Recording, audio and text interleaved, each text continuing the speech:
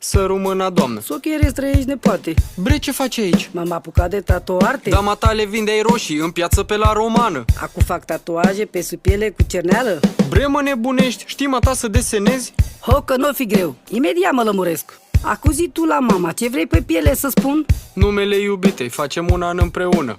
Ți-ai făcut gagică, da, bule, cine te-o crede? Ba, să știi că am, nu mai îmi trebuie alte fete. Mă jur să-mi ardă ochii de fi văzut tu femeie. Vezi că ți-ar degeaba, e frumoasă, prima cheie.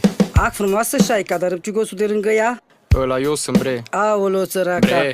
Hai că te ajut, dacă îmi dai 10.000, știu să fac o vrajă, să te leg de cununii. Bre, mata, ești culmea, lasă-mă să-mi văd de viață. Ia acu în mână, aici nu suntem ca la piață. Păi n-ai zis cum mă cheamă? Andra. Calu Măruță? Da, bre, ia și scrie. Am terminat, băia ghiuță. Păi ce ai făcut, bre, tanti? Ce-am făcut? Te-am tatuat. Păi aici scrie Sandra. Păi așa tu mi-ai dictat. Am zis că o cheamă Andra. S-ul e mut închis și nu te mai tot plânge